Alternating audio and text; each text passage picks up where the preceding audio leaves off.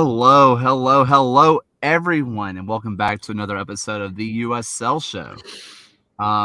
It's been quite the week. The U.S. Open Cup is going on, but if the cup is going on and no one's around to see it, is it really happening? Some things we'll never know. I guess we'll have to rely on people to update us on that. Yeah, right. So other than that, we've had some blowouts. Two title favorites get blown out in both leagues, but we'll get to all that in a little bit. First and foremost, to the person that's below me wearing an El Paso Fernando Tatis hat or Chihuahua, it's one of the two. Phil. Hey, I'm looking forward to this. Although, the bit of a damper to start the week to find out that I won't be able to watch a competitive Locomotive game for the first time in their 5-year history. So I'm not loving that. But other than that, good start to the week, and excited to chat about some good championship and League One action. Well, luckily for fans, if they want to take it upon themselves and live stream it on Twitter, it's not that expensive, right, Alan? Yeah, and until U.S. Soccer sends you the bill for several $1,000s for the rights to stream a soccer match that otherwise is not being produced. Yeah, it's wild out there. Like, we're gonna have to start GoFundMe campaigns to get soccer on streaming platforms. And it's wild. I think Nicholas Murray had a great tweet of like, he remembers back in the day where, teams would go on like crazy runs and beat MLS sides, but you didn't get to see it unless you lived in the New York area and you just had to read about it. It's like we're in the 1800s again, where we have to wait for the Post to come out with the scores later on with the breakdowns, and it's wild. It just doesn't feel like we're in 2023. I mean, it feels like we're in England when they can't watch any of their 3 p.m. kickoffs, so they just have to assume that games are occurring, and then when there's a goal that you concede, you just assume everything went wrong and you just sell the entire team. I mean, that's a safe assumption, to be fair. I mean, for anybody that's wondering, they're saying that Tampa Bay is winning 2-0 against Nona FC, but we don't know that. In my headcanon, Nona of League 2 is up by 7 because the Rowdies suck now, apparently. So separate headcanon for a soccer competition. And our Armada is up 2 people because that's something also like. I like to think that they're just playing the full 90-minute match on Football Manager, and they don't have the heart to tell us that. They're safe scumming right now.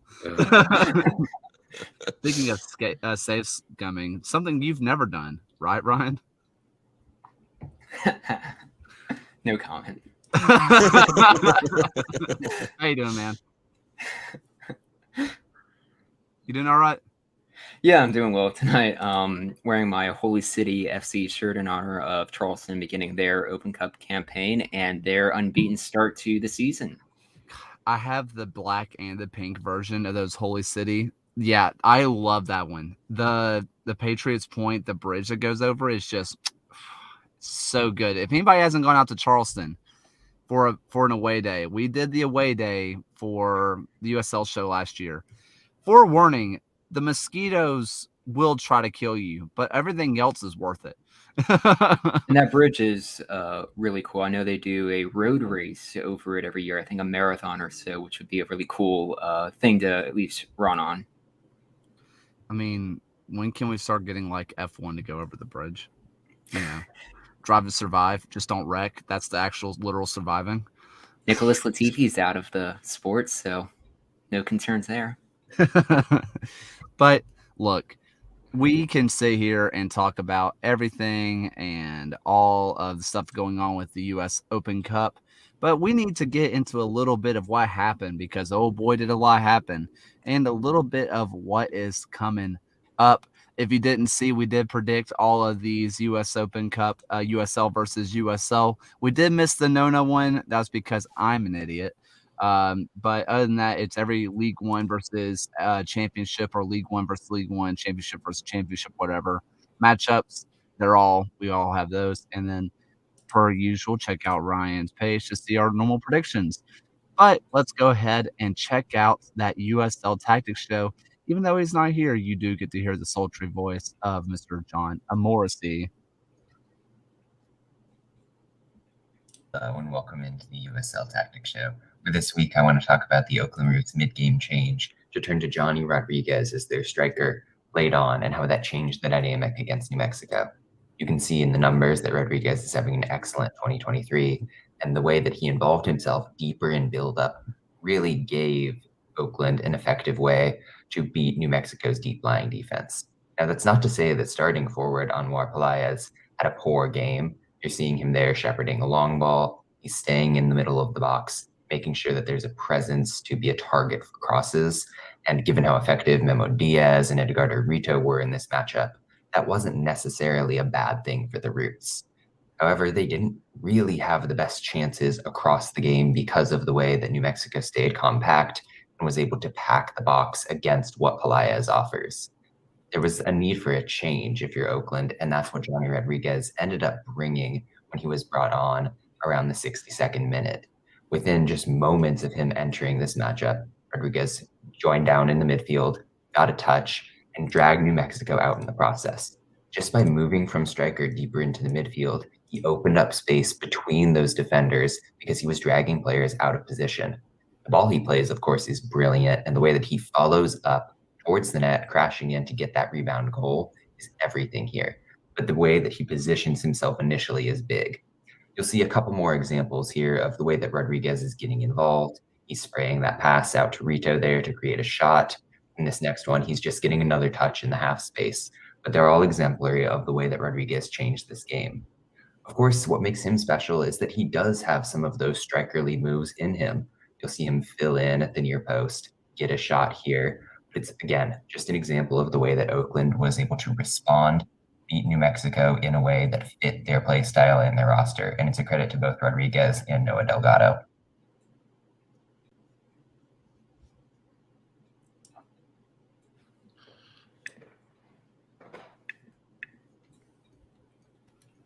I hate myself. I was slurping on some water, and I didn't want you all to hear it. Instead, I muted myself.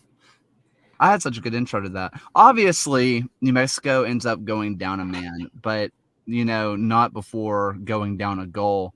The first, that first half, neither team were really doing a whole lot, but even before the red card, New Mexico, I think the bigger story here is, and I don't want to take away from Johnny Rodriguez or anybody else, because it was a good tactical change, but Oakland was dominating all night long.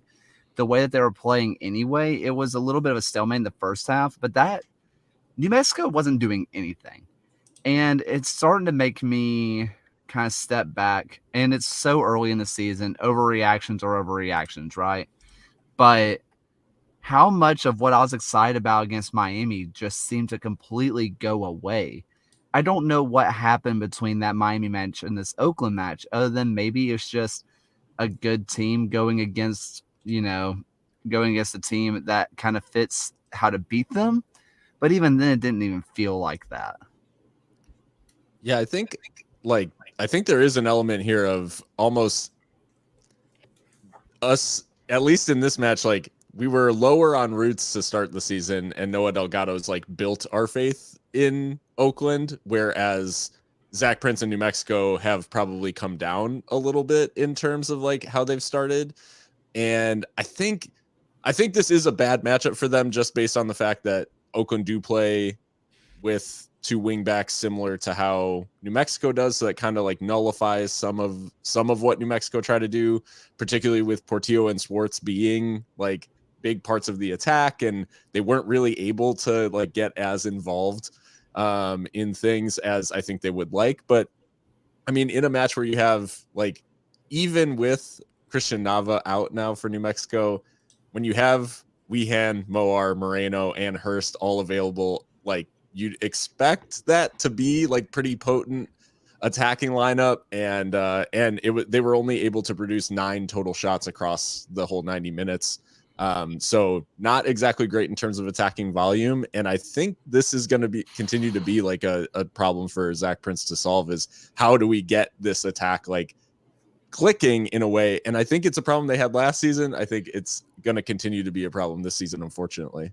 Well, luckily, sorry, Ryan, I'll be quick, but luckily, they don't have as many striking options to clutter things up this year. That was a big issue last year. They had an actual embarrassment of riches, but the thing is when the riches didn't make them, rich essentially in goals, they just kept trying new things, never let anybody get in form. But when you have Chris Wehan having the only shot inside of the box the entire night, and it's from a pretty rough angle anyway. I mean, you can sit there and say, well, Oakland would really just condense the box. They did that normal 3-4-3 that they kept from Juan Guerra, and they just really condensed the box and didn't let them get shots off. But the biggest issue for me is that, New Mexico just did not look progressive in anything they did. They just felt so stagnant. And as we compared it to last year, talking about their embarrassment of riches within attack, they had 16 games where they had multiple goals in that game. Even if you take away that one match they had against Phoenix where they scored 7, that was still 15 games that they had a significant goal tally in, and they just didn't seem like that kind of same team. And we even said this all last season that, yeah, they're getting the results. They're staying kind of in that 4th and 5th spot in the playoffs, but like none of us really backed them going into the postseason as being able to make any noise or get the job done. And of course, they score in their Open Cup match, as I say that. But I'm really curious with like just how the scheduling started this season. They had their the opening match against the Miami on March 18th, and then didn't get another game until April 1st. And I really am curious if that kind of just threw off any of their training or development or preparation for the season, because they've still played only 2 games in a league where majority of the rest of the teams have played 4 or 5 games already. Yeah. Well, look, we're going to be talking about a whole lot of stuff tonight, and we have a whole lot of bigger topics happening. We're going to put some of the bigger discussions, like what happened with Sacramento and Louisville, we're kind of pushing that to the predictions so we don't overlap those conversations, but we will get there. So we're going to try to get through these. Next up, Mr. Underwood, will you tell us how in the world did San Diego come back from 2 goals down and for my best friend Nick Moon to finally score? Best friend. He doesn't know it. He doesn't know that. He might. This one was fun. Like these San Diego Phoenix games are almost like must watch every time. Like there's going to be some sort of chaos. There's going to be a team losing their head. There's going to be epic comebacks. There's going to be nice goals. This was kind of a reverse from the first match. Like Phoenix dominated possession in the first game, and Loyal really was the more dominant in as far as ball possession was concerned. I think San Diego played like the home team for the first 30 minutes or so, and it forced Phoenix to kind of go long ball, and that's where Phoenix had success, playing out into the space in the wings, where a Blake Bodley, who's essentially a winger trying to play wing back, was exposed as maybe not as comfortable in defending. Maybe takes a step the wrong direction, and by that point, Phoenix is in. But then at the end of the match, San Diego flipped the script. They were doing the same thing to them, finding space on the outside, getting to the touch line, cutting the ball across. I think the second goal is a little bit fluky. It bounces off of like 23 people on the way to the goal, including the goalkeeper and a defender who's behind the line. This is just what these two teams are going to do to each other. They're going to throw heavyweight punches at each other and just keep going, whether they're up 3 or down 3. And that makes it really fun to watch. Congratulations to Phoenix for, setting a record for ticket sales. It's kind of a big stadium, so you don't realize like how full it actually is. You could tell it's right by the airport, which is also really cool. It's back in Phoenix. It's no longer in Chandler. So big up to Phoenix for making that happen in an environment where even MLS teams are struggling to find places to play in downtowns. So shout out to them and what they were able to do and the environment that they were able to create. But I think this is just what to expect from San Diego versus Phoenix. Like, they just don't stop. And inevitably someone's going to get some cards. A coach or a player is going to lose their brain and get frustrated. And both teams had an opportunity to score late to make it a 3-2 win. Like, this could have been, these 3 points were swinging back and forth all night long. Unfortunately, Phoenix is on the bad side of this, giving up the 2 late goals. And now they have 2 points in 3 games. And I think San Diego feels good about walking away from Phoenix with 4 out of 6 points for the year. And the tiebreaker, right? They already have a tiebreaker over probably going to be a really competitive team. Phoenix looks like they're starting to put some stuff together. They have some really nice players on their team. And I mean, what else is there to say? But if you're a neutral, that game probably was really fun to watch. It is truly crazy that it is April and Phoenix and Loyal have already played both of their games against each other. Like, that just doesn't make any sense. Like, Not first just and that. foremost. Not just that, Phoenix played them back-to-back games. Right.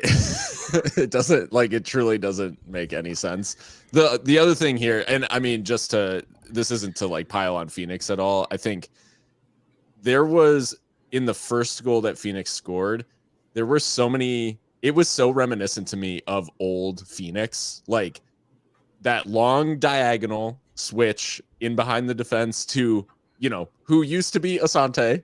Now, in behind for was it Cuello out there? Or no, Uzuchakwu, I think, was playing out on that wing. Anyway, either way, like they got in behind, square pass, goal. Like, easy, very simple, like, and just they made it felt very old school Phoenix. Then Quayshow? Yeah, I can't remember, but the bottom line is, like, they play this long diagonal, they're in behind, square pass, goal, and it felt very old Phoenix. The new Phoenix, and like where they've fallen off from where they used to be, is at 2-0. Like, the old dominant Phoenix teams like choke that game out. They find a way to see that out and get the 3 points. Like, I'm not saying they don't give up any goals or keep a clean sheet or anything like that. Loyal is a good attacking team. Like, they can hurt you.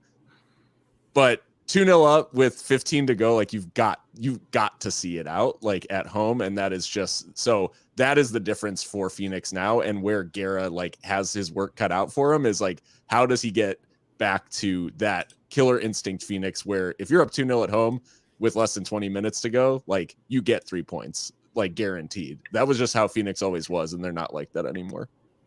And it's like it's the mentality, right? Like, you can see them start to panic a little bit when Loyal scored their first goal, and they start to get in their heads, and then they give it the second, and then it's all these handballs, and they're like losing their mind. Like, that was kind of the end of the Phoenix domination, when you had players who, and this is, I think, one of the detractors from Loyal last season too, is you had these really good players who would just, like, mentally get just distracted by all the referee and all the calls. And I think that was why you frustrated Phoenix in the past. But yeah, 2-0 up at home, you would expect them to be able to take advantage of the space created and probably get a third before the other team got their second.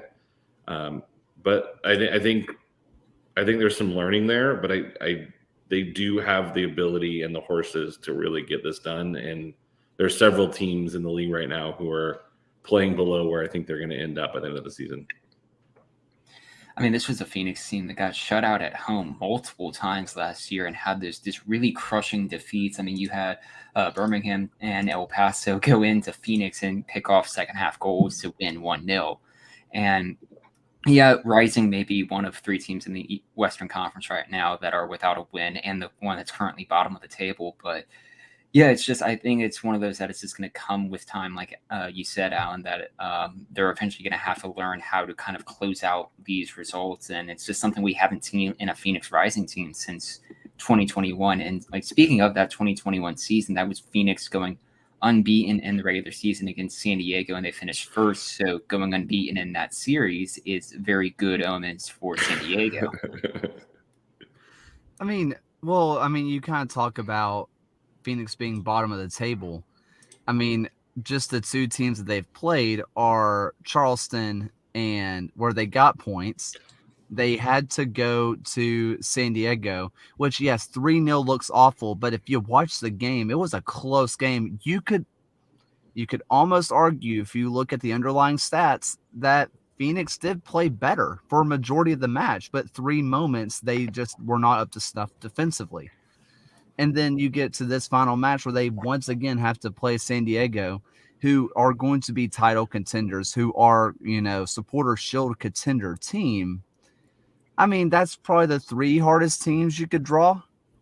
I mean, that sucks. I mean, and for your first game at home, for you to blow a 2-0 lead, and yes, I get what you're saying with the old Phoenix team, crushes that before San Diego can get on top of that. I also throw in the caveat of it's Phoenix versus San Diego. Lord knows what's going to happen, right? Like, this could be the old Phoenix where if they take on another squad, I don't know, RGV, right? They go up 2-0 against RGV. They probably get their third. Maybe, it's one of those situations that, any other team besides maybe Sacramento, San Antonio, and San Diego, your Phoenix is walking away with all 3. I think the concern for Phoenix is just looking ahead on their schedule. It's getting to opponents where it could be dangerously spiraling into a longer winless run, because you have Birmingham, Monterey, San Antonio, Loudoun, and Tampa Bay. Those latter 2 who depends on their day if they show up or not. But you have known quality teams in Birmingham, Monterey Bay, and San Antonio there that could really, if they start the year 6 matches winless, it's one of those that you talk about the mentality that you don't want to see their heads drop if these results don't go their way. Yeah, and that Birmingham, San Antonio, and Tampa Bay are all on the road, which makes them even more challenging. Yeah. Please stop bigging up Birmingham. It's all going to fall apart. I'm just preparing myself. It's fine. Moving on, going from one host to the other, let's go out to Tulsa versus El Paso, the battle of the 2 baseball fields, one of them looking a little rough. Although I do want to throw out there, Tulsa's field looks awful, but it plays pretty true. I know it looks bad, but we don't see the awful bobbles like you see at New Mexico. New Mexico's pitch is just awful. Even though it may look better than Tulsa, Tulsa's plays better than it looks. But that ends up being one of the best matches of the year so far. And I don't want to put words in Phil's mouth, but for Tulsa, you're walking away like we got the points at the final part of the game. Like we got these points if you're Tulsa, but if you're El Paso, I would argue this is a much more competitive game than what you played against Louisville, and you walked away with points. That Louisville game was not competitive in the slightest, and this is a competitive game where a moment of brilliance at the very end cost you points, but you're walking away with some anyway. Yeah, I think I wrote a little bit about this for Seriously Loco, and this piece will actually be live for the public tomorrow morning. So if you're interested in reading more about that, check out our Patreon. So look, for Locomotive, it's basically like, does the emotion of the result overtake like the quality of the performance? And it's like, yes, it is devastating to give up a late goal like that, but the blueprint and like how the team executed up until that point was exactly what you wanted to see. They took what Pittsburgh did in the the 0-0 draw that could have easily been a win, and basically replicated it in saying Tulsa can have the ball, we're fine with that, and we're just gonna break, and we're gonna choose our moments to press. And basically they chose 2 really good moments to press, and then obviously Lucho Soloniak also scored an absolute worldie. And so anyways, like I think at 2-1 you're thinking like perfect road performance, essentially exactly what you want to see. Unfortunately, wide ball out to Marcus Epps and floats across in. Miles Lyons, inexperienced right back, doesn't win the header at the back post, and the rest is history. And it's it's a draw that feels like a loss, but in many ways, like it is still encouraging signs for Locomotive, and it's a fine point on the road. It's just similar to Phoenix. Like I can't dog Phoenix and then not say it against my own team in that like 2-1 as it's entering stoppage time, like you have to find a way to see it out. And it really is just like that. It is a moment, like a lapse, basically of it's competition for one header, which decides the game in the end or decides the result. And kind of tarnishes what otherwise would have been like a really good second successive road win for Locomotive. But yeah, to your point, it is against a Tulsa team that competed really well for the whole game. They were offering something unlike Louisville, which is crazy to say out loud. Yeah, I think Locomotive can take a lot of heart.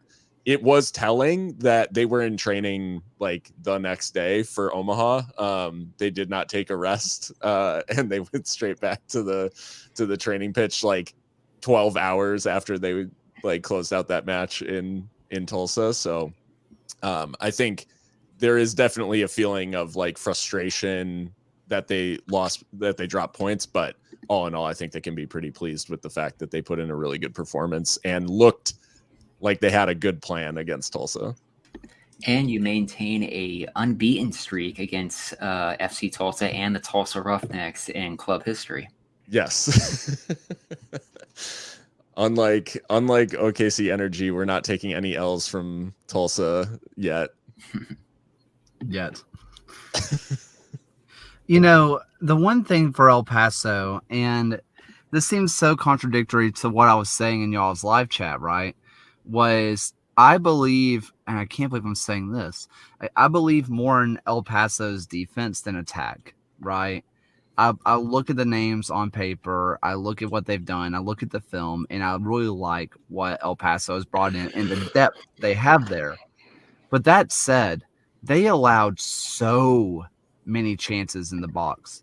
Every single one of the shots that they gave up from Tulsa were in the box, and the other two that were outside the box were barely outside the box. And you can say that's really good play by Tulsa that was breaking down El Paso, but at times it felt a little easy. And Tulsa has this thing at 30 minutes into every single game, they go full 30 minutes of pressing the crap out of you, going out wide, and exploiting the wings. And for that 30 minutes, from minute 30 to minute 60, El Paso looked like they had no idea what to do. And it looked really easy. And the question is that Tulsa being really good at pressing and really good at exploiting wings? Yes, I would say yes, they are. But we've seen them do that against other teams, and it didn't look that easy. At what point does El Paso need to look at how they play and say, all right, we can play this 4-4-2. We can do that. But we're playing so narrow that we just can't get out those spaces, because for Tulsa, they were not even thinking about playing in those channels in between. They didn't care. They could care less. At what point do you make those adjustments and say, we're going out wide, and if they beat us in one of the channels, they beat us?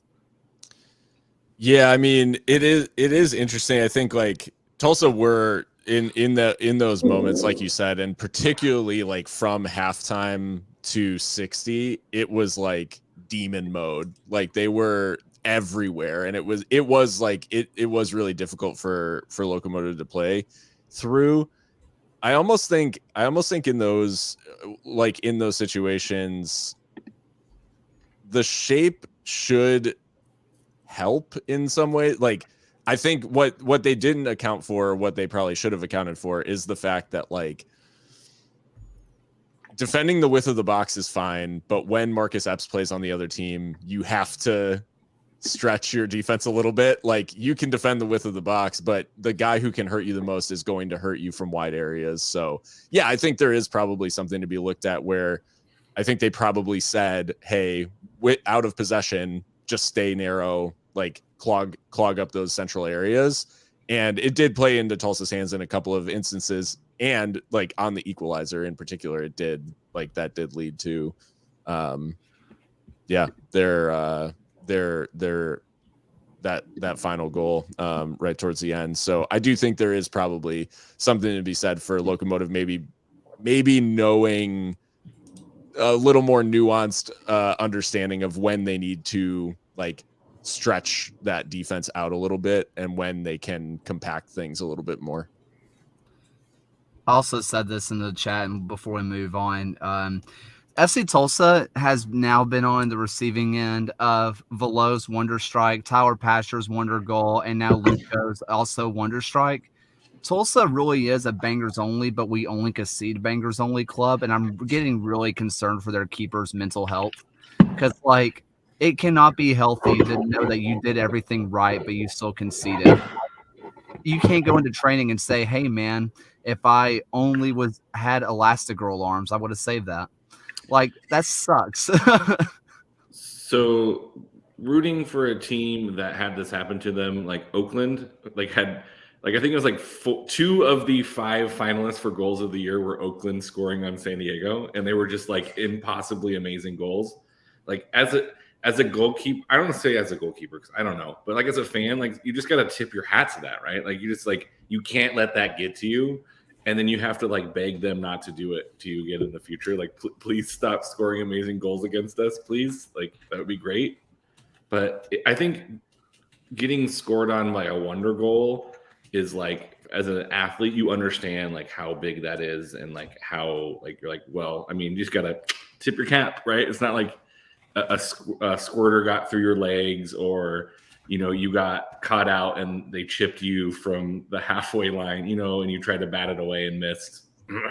That definitely didn't happen this year. I think those are the ones that you beat yourself up about, like getting scored on by a screamer that you had like no business getting your hand anywhere close. It's like, all right, you got me that time. And then you just move on and say, hey, and then you scream at your defenders. What are you doing? Yeah. Step up. Yeah, that's always one of my favorite.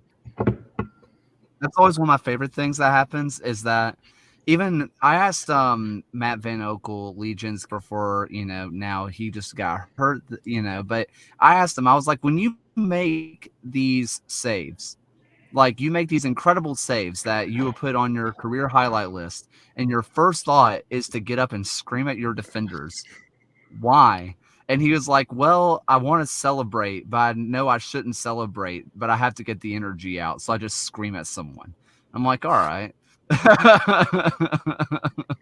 Fair. I love a defender or goalkeeper who just gets mad anytime they're asked to do their job. Like that's my favorite, like just absolute indignation at being asked to do what they are paid to do. I respect it, honestly. Yeah, I mean, seeing someone step up and just get irrationally angry over the fact that they were asked to make a simple save and say, step up, do your job as you are having to do your own job, really, yeah, cracks me up. I love it. Moving on down to League One, we have Richmond versus Charlotte. And something that we've been seeing coming for a long time now is that, oh gosh, I'm about to sneeze. I'm going to try to power through this. Charlotte's going to be dangerous. Like, Charlotte's good. And I hate saying that. I really do. But, like, they are consistently putting up shots, putting teams under pressure. And for people who are championship fans, who is leading the league in assists right now? Just some guy named Dane Kelly. Ever heard of him? Like, he's an assister for them. He's not even scoring the goals yet. He's just setting them up. The moment he bags one, good luck, League One. Like, it's disgusting how good they are against the Richmond team they're trying to figure it out, right? They lost a lot of what made their defense so good last year and made them, supporter shield. I guess they're calling it the Players Shield in League One champions. They lost a lot of those pieces, and it's kind of obvious. But even then, like, at what point do you sit there and say, well, Charlotte's ridiculously good? Yeah, I think the Charlotte team, like quality wise, is like should be in the conversation of among the best teams. But it's interesting that this match was a little bit different than the Tormenta one in that they did create a lot against Richmond, whereas it was more about like being clinical, I guess, when they beat Tormenta. Because it's like 3 goals from 8 shots. This is I think more of a warning to the rest of League One, just in terms of like where the Charlotte team's ceiling is. And I mean, if you told me 15 years ago that Gabriel Obertan would be like partnering Dane Kelly in Charlotte's attack like in 2023, that is truly wild. So anyways, I think I am buying Charlotte. I think that they're going to be a force to be reckoned with. Although Richmond probably will look back at a couple of moments in this match as like we probably could have put Charlotte under a little bit more pressure. I think they had a couple of decent chances that maybe last year they convert. So yeah, it wasn't like total dominance for Charlotte, but I do think they have a really good project here, and I think they're really good. I'm buying it. I mean, this was a Charlotte team last year who had 3 matches against the Kickers and failed to win any of them, including one match that they lost 4-0. And to already play them twice and come out of it with 4 points is a remarkable turnaround. We'll talk about it when we get to our predictions, but their game against North Carolina this weekend is really going to be a telltale sign on how well the Charlotte team can truly be this season. I think to speak a little bit about the Kickers, I think their goal was a very creative use of wind. Like the wind was clearly blowing onto the pitch, and so the cross was kind of floated in, and the goalkeeper would normally come out, but I think the wind blew the ball kind of back and made the defender and the goalkeeper not super comfortable, and the Kickers player just puts a really nice, smart, like contorts his body to get his head down. But I think the wind had a lot to do with that, where the ball kind of sat up and came back down toward the player, and it really made it tough to defend. And I was like, that's pretty creative use, because otherwise, in a normal, not super windy day, I'm sure that's probably right at the keeper and he collects it. But it almost looks like he does it on purpose. The camera angle is the right camera angle to kind of like maximize how much that ball kind of floated and then got caught in the wind and died. So it was kind of that goal was super fun, and it really kind of made the match even more interesting to watch, because now it's like they're even. But yeah, Charlotte had some really nice moments and looked really dangerous against the Kickers team that plays really well at home. I think that's the other point is they got 3 points on the road in Richmond, which last season was really, really hard to do. When I went back and watched this match, I was surprised. I was just shocked at how fast Charlotte attacked. Just how fast they were able to go from point A to point B. That said, I want to play a quick game. I want to have a guess. Everybody gets a guess. How many passes they averaged per possession? Also, somebody has a bird nest in their house. I'm gonna say like 5. Okay. $1. Price is Right rules.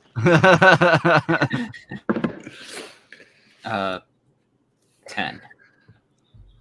Fellas, no. I mean, $1 was the closest one. 2.63 passes per possession. 2.6? Yes, they were averaging under 3 passes per possession. That's gross. That is the definition of direct. It is. And then think about it when you look at that and say, well, they were playing super fast, under 3 passes per possession, whatever. They got 14 shots off. It's disgusting how good they are. They're going to be a problem. They're going to be a problem. And I don't remember where I said it. Oh, maybe it was on Soccer Crush, which is coming out later. Watch that ad. Hey, maybe if they can go on and league and win League One, they can finally afford to play their players. They can pay Enzo. Why don't you? Yeah, right. And You even can just pay. comparing it. Oh, go ahead. I was going to say you can pay Dane Kelly to come back. And even just comparing Charlotte to some of the teams from last season, you had 3 sides, Chattanooga, Madison, and Omaha, who began the year unbeaten in their first 3 games. Charlotte has equalized what Chattanooga did with 7 points in those first 3, and that was a Red Wolves team that made the final. Yeah, a Red Wolves team who has fallen off. I started getting into those like underlying numbers, and it's bad. It's really not good. Moving on to really not good. How about a 3-0 loss at the hands of Northern Colorado for Tormenta? Now, our good friend Tyler is very high on Northern Colorado, thinks that they are really good at the whole soccer thing. They were able to put up a lot of chances, and Northern Colorado did it against Chattanooga as well. But the chances that Tormenta got were they were really good. They just couldn't put them on frame. I mean, again, if you look at these underlying numbers, they were dominating possession, which that doesn't always mean anything. Usually it means nothing. But when you have, a penalty in the 91st, that's going to inflate your XG. But even so, they had a 1.76 XG. So without the penalty, they still had a 1 XG and came away with nothing. They had shots on target. They were able to put pressure on, but it really just didn't mean anything. I mean, I don't know what to do with this Tormenta team. And Northern Colorado, on the other hand, they're looking really good. I really like what they're putting out there. They have Amon, who is coming out there all guns a blazing, and the accent over the C always freaks me out. Lukic, I think it's a ch sound. It Lukic, freaks me out. They don't teach you that in South School. Also playing a really good distributor role. Maybe I underrated them, but man, Tormenta. It's kind of hard to classify, I guess, like fully what's going on with Tormenta, because there is an element in both of these losses of like a little bit of bad luck, but at the same time, like this Tormenta team last year just didn't concede goals like this. And so there is something going on like at the back where I am growing concerned for Tormenta, and they actually decide in this match to make a change at keeper. I talked in the last episode about how Pablo Jara's like performance like towards the end was kind of weird. They actually bench him in favor of TJ Bush. In this one, it obviously didn't lead to any like different outcome, although TJ Bush makes a couple of insane saves like in the lead up to the second goal, where this actually could have been like further out of hand for Tormenta, because I think they again like just kind of lost their heads after a certain point. Like they were really pushing to try to win the game, or try to equalize, I should say. And then in that like 75th minute mark, like it all, the wheels fall off and they give up those 2 goals. I don't know if I'm fully on board with Northern Colorado yet, because I do think like the dysfunction at Tormenta is drawing my attention more so. And something to look out for with Northern Colorado is they kick the absolute crap out of people. They commit 20 fouls in this game and have, I think, 6 players booked by the end of it. So it is a very physical style. It's like they put you through it for 90 minutes, but I don't know if I'm like fully on board with Northern Colorado yet. I'm more so concerned about Tormenta's defense, because they're just conceding goals at a rate that they simply did not last year. Also while running the 4-4-2. To be fair, one of the yellow cards was the coach, so only 5 for the players. So Sean Dyche would be proud. True. Sean Dyche is loving this. I mean, Sorry, the reason go I ahead. said thumbs down to possession is like Tormenta's possession. A lot of it was very like kicking around the back. It wasn't very productive. In Colorado, I mean, they did a pretty good job of like lulling Colorado and trying to open up space. But then when they played through balls, they were almost always out to touch. I earned $1 from Coach Beard, and not very successful, right? Like this is one of the things that was a problematic in this game is just they would work their way down the field and then they would waste possession. So you had these like really long stretches of possession, and so your possession stats look fantastic. But I think Colorado was okay with them just having the ball. They were just clogging up, making it really difficult to play. They felt very much like UConn or SDSU's defense, where you just don't like. It's very physical. It's very difficult to get a good shot. It takes you a really long time to get into a good position, and then by that time, you're just like exhausted and you're not playing to the peak of your abilities. And I think Colorado was able to put Tormenta off their game, and then do what they needed to do to get 3 goals that were pretty good goals. And I thought Colorado looked like they were in control of this match without the ball, which is probably one of their strengths. And it'll be interesting to see if they can keep up that intensity for the rest of the season, because I think not only kicking your opponents takes it out of them, but I think the way they defend also can take it out of them as well. So it'll be interesting to see how they maintain that. I almost want to think that this is just the universe providing karma for Tormenta's offsides goal that counted in their first game. That I mean, if you take that away, they're sitting on 1 point potentially, depending on if North Carolina was able to get their act together for that game to start this year. And I think the overall concern is, like, even if you look back from last season, Tormenta had the odd like bad result here and there. They had a 4-0 defeat to Central Valley at an early part of the year. They lost to Charlotte 3-0 as well, but they're replicating their same struggles they had at home last season with this season. And this is an early stretch of home games that you're seeing against Charlotte, Northern Colorado, and Greenville this upcoming week that they're not getting any points from. And this was a team that waited until their 7th home game of last season to get their first home win. And even by the time they won the final at home, that was only their 5th victory in that stadium all year. And it's a concerning thing that these are, in a league for USL 1 where we basically almost default to the home team should be winning their games, they're just not. They hate winning at home. I think they finally started feeling bad for the 80-year-old grandma down the road. So they're like, we cannot do the siren. We just can't do the siren. Not allowed. Like, just can't have it. I have assuming both teams win, and I'm really now rooting for both teams to win. So I'm sorry, Colorado Springs and Tormenta, but I really want Northern Colorado to take on RGV just to see how many fouls happen in that match. That's my US Open Cup sicko request. Just see how many fouls Northern Colorado and RGV can accumulate between the two.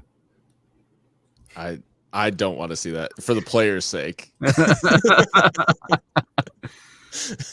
Well, I mean, we do have an RGV team who is going up against Tormenta, so rough going for Tormenta having to play against Northern Colorado and RGV in consecutive games. They're playing the same team twice. Going to the gauntlet. But luckily this one is in Tormenta, so they don't have to deal with Edinburgh. So that's a positive. I mean, I can't remember it's HEB, right? Is that Heb? Yeah. I could not. HEB. HEB. Yeah. Heb. No one says Heb. Heb. I want to make it a point. Now it's going to be Heb Park. No one says Heb.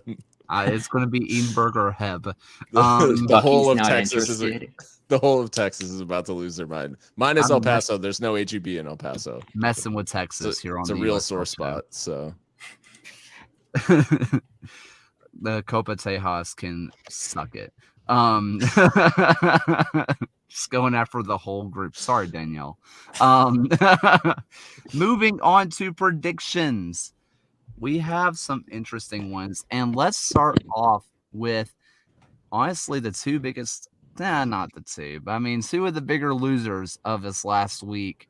and that's Louisville City, who lost 5-0 to Sacramento, and Detroit City, who lost 1-0 to RGV, who was most of our locks for the week. This is a matchup between two teams who are massively underperforming, and we don't know about how Louisville is going to play against Lexington because that happens tomorrow. But we do know that Detroit City, just squeaked out a 1-0 win that probably shouldn't have been a 1-0 win. I mean, they were not playing very well against Gold Star FC Detroit or whatever it is. I'm pretty sure Gold Star is a chili company in Cincinnati, so I don't know. But these are two teams that massively have underperformed these last couple weeks, and I'm not really sure what to do with either one of them.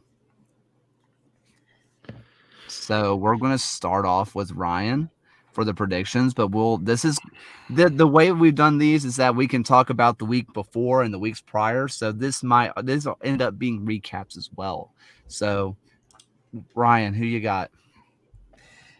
I really don't know what to make of this Louisville team. They're at in my ELO ratings. They're at their lowest ever ratings since their first game of the 2019 season when they lost the opening game, I believe 4-1 to, I think, North Carolina at that point. But this is their worst ever loss this past week in club history. The previous one they had was a 4-0 defeat in year one against the FC Montreal, the B team of the Impact, as they were known as at that time.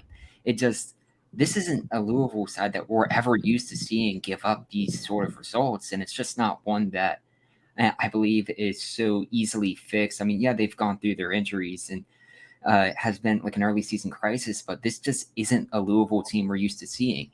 That being said, like Tottenham, they are somehow still fourth in the table right now and could get a result turned around, and I think that's what they do against a Detroit team, like we said, just squeaked out an Open Cup win. So I would take a victory here for Louisville City, but it's not one that I'm incredibly confident in saying. Also, for people who aren't watching the live stream, San Antonio is down 1-0 to Club de Leon FC, which is playing with players that don't really exist. It's playing with regens. Steve Stevenberg.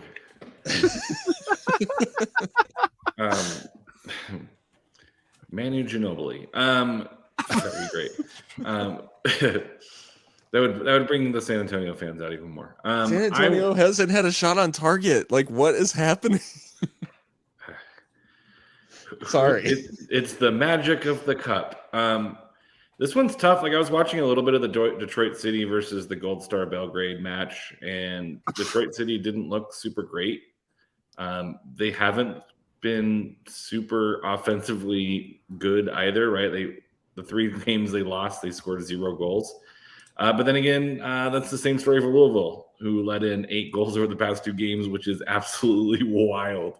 To borrow a boomer term, I did not have that on my bingo card. I do think that there's a bounce back here. I think Lou City is good enough to get this done. I do want to highlight that John did pick Lou City as his lock.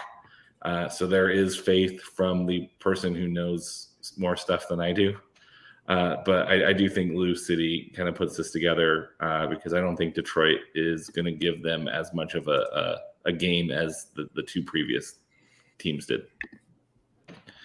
So I do want to say that San Antonio absolutely is shipping this game. They played a total youth lineup. That's why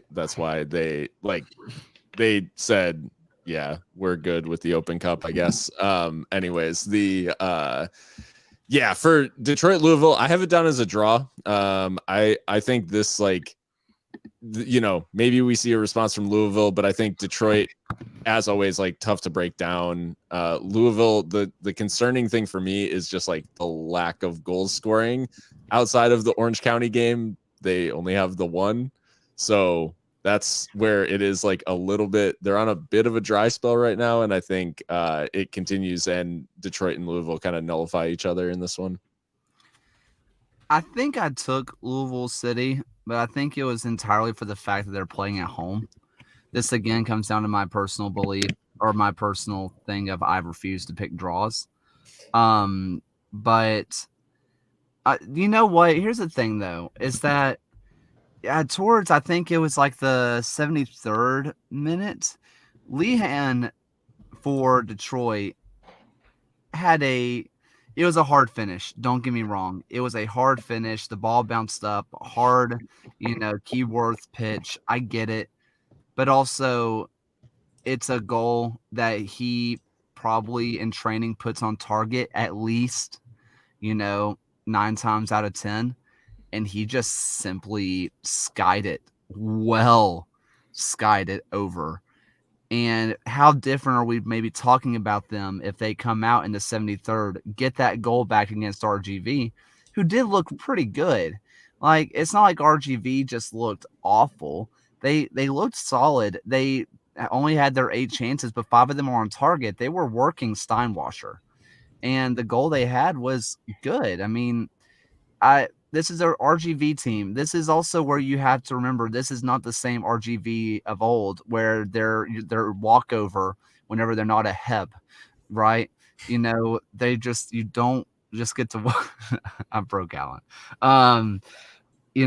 Heb is my new Robert Lilly, and I'm just gonna keep pushing these agendas. But like, this is a decent Detroit City team that if a guy like Ben Morris, who has the talent, he had his, I think, one shot, and it was like just a chance just to see if he could do it, basically. And it wasn't much of it that came of it.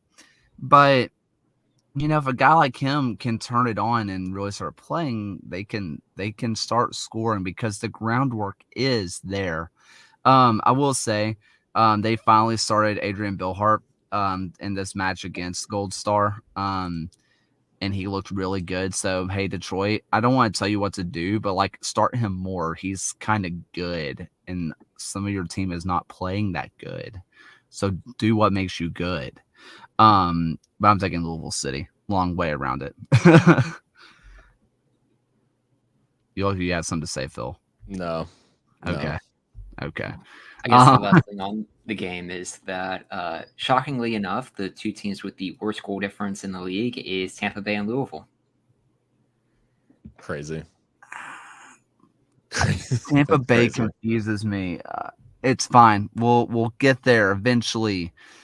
But here's I was going to say match of the week, but I don't think it is. The match of the week in the championship, San Antonio versus Sacramento. I will say, in my ELO ratings, these two teams have two of the best 3 ratings right now in the league. Sacramento has my current league highest rating, with San Antonio just 2 points back, and FYI, Birmingham is also even on same rating points as San Antonio. But this is the glamour tie of the weekend for the championship, and maybe why San Antonio is playing such a youthful lineup in the Open Cup tonight, that they have their focus on Sacramento. But I don't know. There's just something about San Antonio this year that just hasn't clicked for me quite yet. And Sacramento just seemed like a more complete team right now, that I have Sacramento going into Texas and getting a win. Yeah, this is for the championship of the first 5 weeks in the West. Big game. Yeah, so it's like the Tottenham/Manchester United league championship. We won the first 5 weeks. Yeah. This is the trophy right here. Yep. You'll never sing that. These are two teams. Like, I understand, like, San Antonio might not look as good as they did last year, but like, that's a really high bar to not look good compared to. But I do think Sacramento is the stronger team right now. They've let in a single goal in 4 games. That included Lou City, San Diego, and gave up a goal to Charleston, which is like, of the four four teams they played, that's not the team that I would necessarily have said they would have given a goal up. They look really good. They're defensively really sound.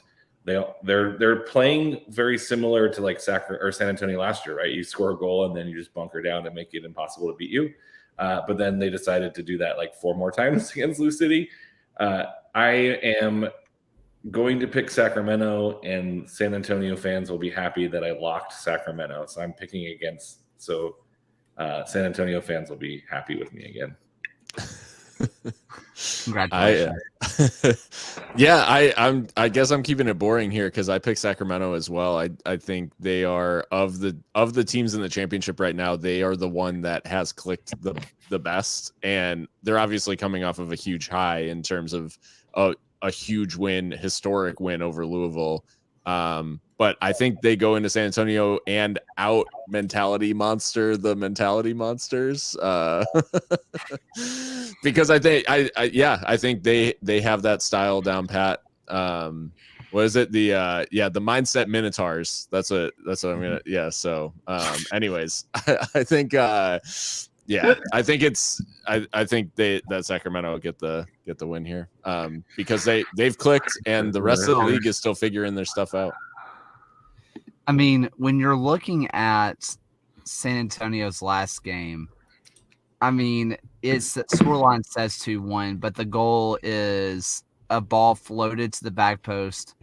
Gleedle gets a touch, has at least 8 yards of space around him, picks his spot, and Jordan Farr just chokes it. And I hate saying that because he's been out of his skull, but when you rely on a keeper that much throughout the season, there's going to be a little chink in the armor eventually. And he showed it. And he was also a stud, but also San Antonio, only allowed 2 shots on target, 3 shots total in this entire match. But I mean, I said Monterey Bay was my sneaky pick to like my dark horse to win it all. I mean, Sacramento has to be a lot of people's like they're going to win everything. And I don't know if they can get away with a performance that they've been having against these other teams against Sacramento. I don't think they can get away with it. I'm going with Sacramento. I can't wait for San Antonio to win by 7 because it feels inevitable. I will say, just in terms of closing out that match, like Sacramento with Russell Cicerone is like genuinely terrifying. Like it was scary on paper. It's even worse in real life. I mean, they haven't had a double-digit goal scorer in 5 years. Russell Cicerone is a double-digit goal scorer without trying. It's gross. It's so gross. I don't like it. Moving on, we have Birmingham versus Phoenix Rising, a matchup on Easter Sunday. So honestly, like no one's going to be there.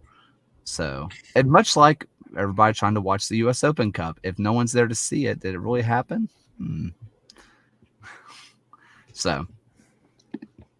Yeah, this is an interesting one. Another game for Birmingham being at home. I was looking through their schedule from last season, and you have to go to their 20th game of the season from last year when they played Tulsa to find the last time they didn't score a match at home, and that's including the playoffs in this season. So that's 11 consecutive games that they found the back of the net, and I just think Phoenix is still trying to figure things out, and this is just going to be another one of those really tough games, especially going cross country for this one, that I've locked Birmingham to get a win. Yeah, I think that the midweek game is really going to hurt Phoenix's chance of being successful in Birmingham. Birmingham. Yeah, there's no G. Do not pronounce the G. Silent. There is a G in Birmingham, and it's you, Kaler. So I don't know. Can we edit that out? Cut that. They're staying at home so they can prepare for Greenville, but I think that the travel the next day, your basically recovery, is going to be a tough match for them to play. And going east, West Coast teams might not have a great time.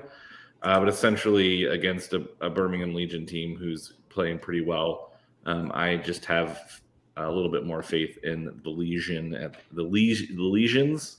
Three sparks. Legions at this point. Three sparks. There's 3 sparks.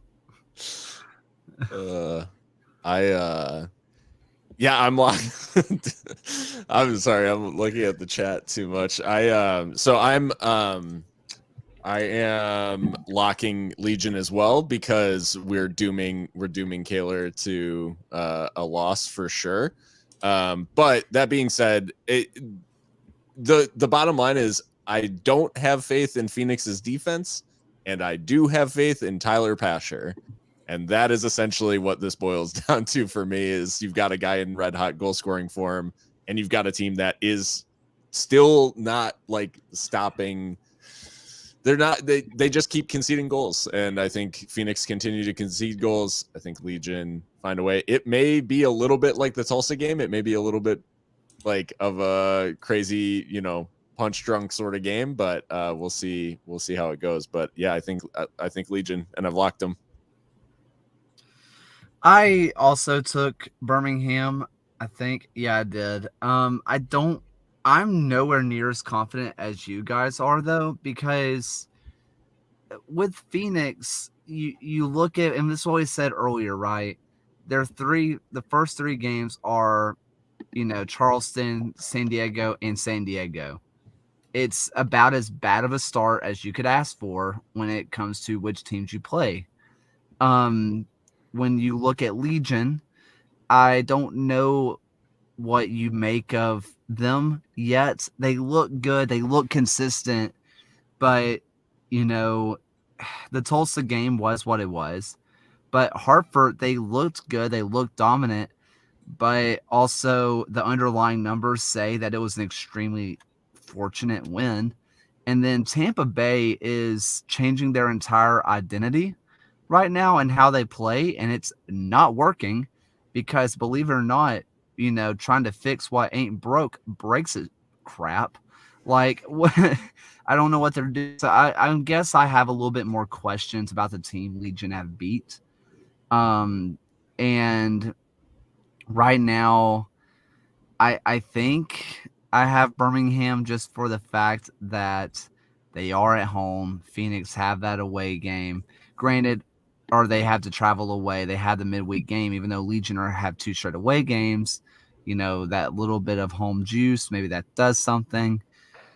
I also just want to throw it out there. It's a very good chance that our starting goalkeeper is not going to be playing. So it's going to be it's more likely going to be Trevor Spangenberg again, whom has had a great 2 games, but these last 2 matches, but also traditionally speaking, has not been as good as the starting goalkeeper. Who'd have thunk it? So it's little things here and there that worry me. I'm still taking Birmingham, which means they're going to lose and ruin my Easter Sunday. But whatever. He is risen. Yeah, he has risen indeed. Let's hope Tyler Pasher rises and scores. Or we can just keep letting Legion can keep letting people who are 5'8" and shorter score headers. They have every single one of their headers that they have scored this year have been from someone who is shorter than 5'8". I don't know why. They confuse me. But it's for all of us short people out there, then. Short kings can also score headers. Put it in your Tinder or something. I don't know. Next up is my personal match of the week. I circled this one early on. It's going to be, I think they're calling it the Dogwood Derby. It is North Carolina FC versus Charlotte Independence. The team who in North Carolina preseason everybody thought was going to win the league versus Charlotte, who everybody is now everybody's current favorite to win the league. Ryan. Yeah, this honestly, it has to be the game that you watch this week. And if you can only watch one, I think it's going to really dictate how the rest of this at least first part of League One is going to go. Interestingly, if you're looking at previous results, Charlotte has a combined score aggregate of 7-2 in their last 2 games against North Carolina, both of which were wins. And I think that continues. I think Charlotte is just going to continue to have a really great offensive display. And I'll take Charlotte to win in a multi-goal fest from both sides. I'm going to go because Charlotte's been playing so well and North Carolina's not been as good as people thought. I'm going to go with North Carolina because it's USL League One and that league is absolute chaos. And so I'm assuming that the weirdest thing possible is going to happen. And so I'm going to go with North Carolina.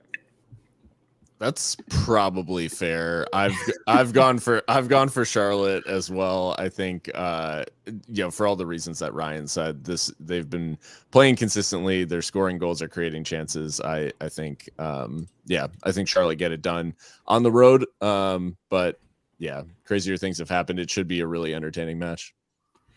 When you look at these two teams, the big difference between the two and why one's scoring goals and why the other one is not, North Carolina is being so particular about their shot selection. They're taking their shots like they have a limited amount that they can take. And it really confuses me. And they're creating really good chances. When they take those shots, they're on target, testing the keeper, and they have a pretty decent conversion rate, but they're just not taking them. On the other hand, Charlotte is taking shots like a 21-year-old. It's ridiculous what they're doing and trying to put up. Because of that, I'm going with Charlotte. I feel good about it, but for the exact reason Alan said, League One is stupid. It makes no sense. Which has actually been more chalk this year than the championship has. So I don't know. I don't know what you do with that. Moving on to the final match of the week, we have Gio's Daddies versus Gio's Employers, Tormenta versus Greenville. Yeah, this is a really tough game to predict. I mean, this was a team that Tormenta was unbeaten against last season in the regular season and included a game that finished with 10 goals combined scored. And I mean, you just have two teams that need a result out of this one, and I think Tormenta really needs the result more than Greenville to just kind of at least quell any fears about the season. And when you have something like that, when there's just two teams that need a result, I feel that's going to end up just being both sides are going to be left unhappy, which is why I'm picking a draw in this one. I went with South Georgia, and that was before I watched last week's South Georgia Tormenta match, and I'm not feeling as confident about it. But I do think that there was some positivity to get out of it. I think that there's a team there that I think can start putting things together, and so I don't have a ton to go with Greenville, so I'm just saying I think South Georgia Tormenta is going to put something together and stop the bleeding, because there's a lot of red on their standings right now. Yeah, I went with Tormenta as well, and partially just because Triumph haven't played in 2 weeks, so I think Tormenta, for all of the stuff that they're trying to iron out and defensively some of the issues they're having, I think they're going to run into a Triumph team that is equally trying to figure out who they are this year. And so I went with Tormenta because I think they've had at least more time to iron out some of the kinks, where Triumph are going to be still kind of figuring it out as they go, kind of building the plane while they fly it. This is a Tormenta team that hates winning at home. And this is a home game. And on the other part of this, and this is the reason why I'm going with Greenville, I think Greenville has a good team. They're going to figure it out. John Harkes always seems to figure it out. But honestly, this is an honest-to-God reason, and it's something we talked about earlier. They just went and played Northern Colorado, who fouled them 20 times, and now they're playing RGV, who makes it a goal to get at least 20 fouls a game. Tormenta is going to be so beat up come Saturday. I know Greenville's going to and fro Phoenix, but I honestly think that the flight from Greenville to Phoenix is going to do less to their bodies than Tormenta having to play Northern Colorado and RGV back to back. This is if they have to rotate players, if they have to, say, hey, our starters are a little beat up, because guess what? The League One team is probably going to try to go for it a little bit more. They're not going to rotate their players.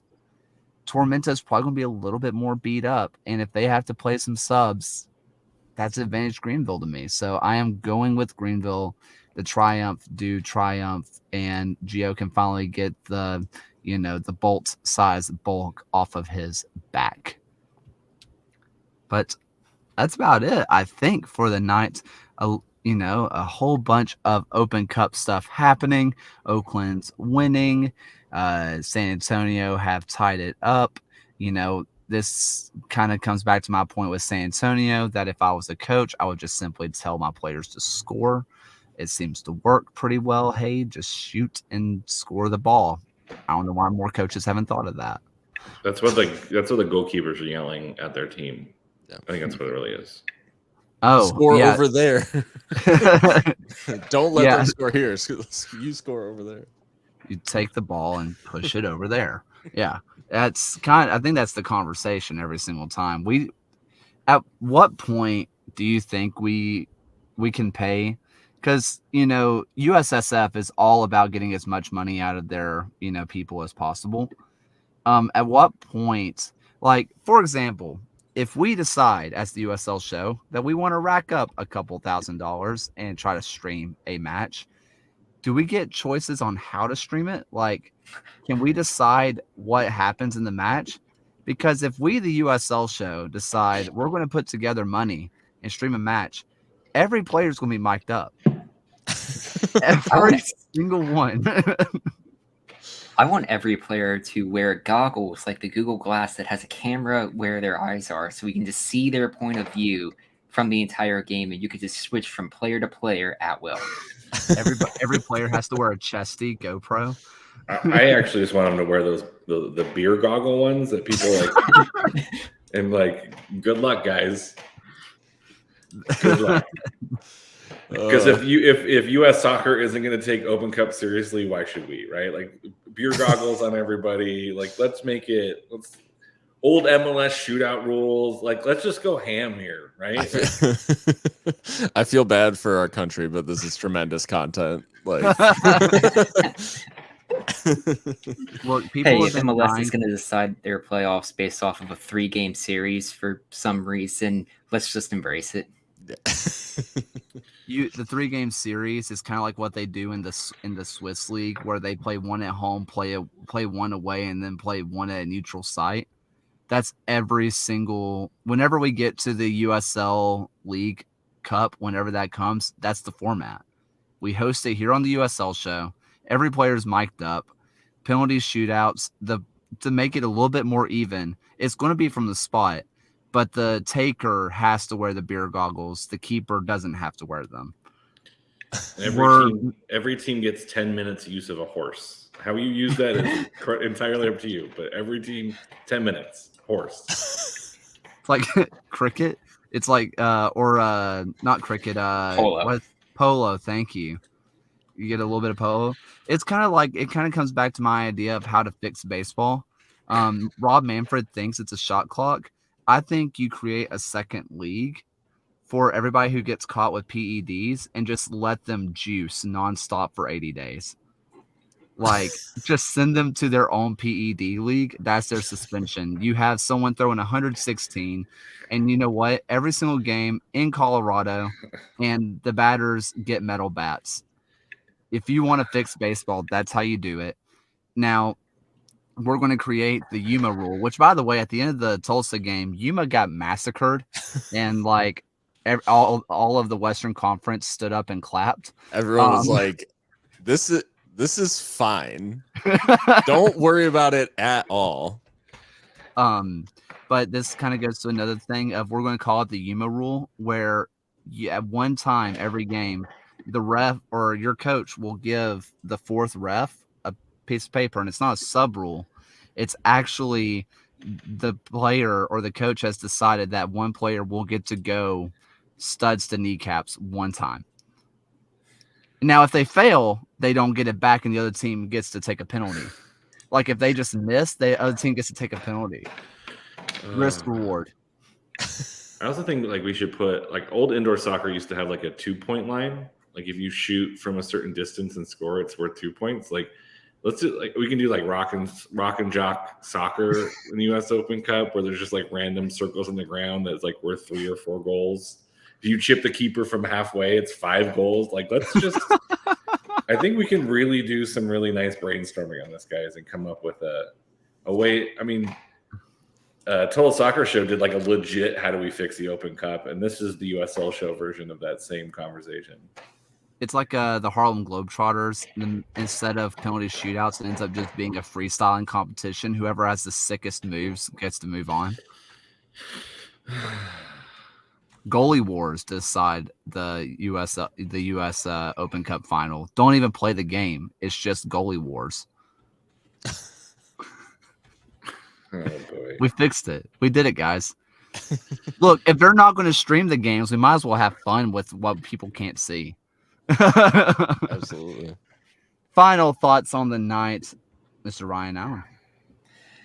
Yeah, it just occurred to me. I think I saw the article earlier this week, but with the Super Mario Brothers movie coming out this weekend, are we in a really weird renaissance of video game IPs being turned into motion pictures and TV shows? I mean, we obviously had The Last of Us, and I clearly don't think Super Mario Brothers is going to reach the heights of that show. But then you had Sonic a few years ago that got a sequel. Halo had something. I was like, have we slowly gotten back into accepting video game movies into society again, or is just have that be more prevalent? So yeah, just a random thought that I had today. Assassin's Creed almost ruined it for everybody. Was that Jake Gyllenhaal? Yeah, they tried their best. I was gonna have something clever, and then Ryan just threw me for a loop, and now I have nothing. I was like, wait, what? And then D&D. There's a D&D movie, but D&D isn't a video game. Yeah, it's a game though. It's like Jumanji. The Witcher was another one. Oh, the Witcher was so good. Prince of Persia. Oh wait, was it Prince of Persia and not Assassin's Creed? Did I mix that up? There was an Assassin's Creed movie, and it was that was also not good. Okay, it wasn't Jake Gyllenhaal though. That was Prince of Persia, which whitewashing. So yeah. If it's good enough for the Premier League, it's. Oh wait, that's sports washing. Never mind. Sports washing. Got it mixed up. My bad. Alan, do you have any final thoughts? Join a union. Okay, good shout. Phil? In terms of movies, me and my wife did a double feature the other night where we watched The Fugitive, which I had never seen. I don't know. Don't ask me how I had never seen it. If you haven't seen The Fugitive, absolute classic. Harrison Ford, Tommy Lee Jones. It's unbelievable, and it is painfully 90s. If you want to just understand what the 90s were like, just watch that. And then Michael Fassbender. Okay, that's what it was. Anyways, wrong Northern Europeans trying to play Middle Eastern, but okay. And then we watched The Devil Wears Prada after The Fugitive. The Fugitive, super good movie. Devil Wears Prada, solid movie. Stanley Tucci in The Devil Wears Prada, 10 out of 10, maybe 15 out of 10. Unbelievable performance. So yeah, just wanted to give old Stan Tucci his flowers.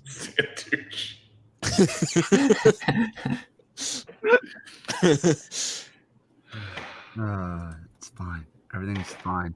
We've already gotten our first comment about our predictions. Things are going swimmingly.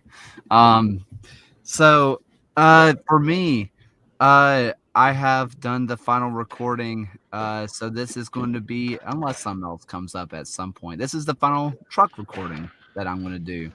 I'm moving on. I finally get to do this in air conditioning. So that's cool. God dang it. So this is the end of an era, I guess. I don't know. I like air conditioning more than the truck, I'll be honest with you. It's hot out here right now. But yeah, it's exciting. Move-in dates tomorrow, which, 6 moves in 5 years. I'm never doing it again. I'm probably going to move next year. Let's just famous last words. I was going to say, I've said those words. I'm sick of it. I'm over it. So, I don't really have any music recommendations this week. I've been too busy hacking. I got nothing. I don't know. No, I can't pull anything out of nowhere. I'm out of ideas. So, yeah, I think that's about it from us. Kit season stuff is coming out. Oh, I guess I can plug that. I think tomorrow the Hammering Down kit goes live, and it's kind of a banger. So, check out Olive in York at some point. So, yeah. Dope. But thank you all so much for listening. I think Alan wants to go to bed, so I'm going to stop talking. But for the final time of night, here's Alan's voice. Thank you for watching another episode of the USL Show. This and every episode is brought to you by the Beautiful Game Network. Find podcasts and other written work at bgn.fm. Once again, thanks for stopping by, and we'll see you guys again next week.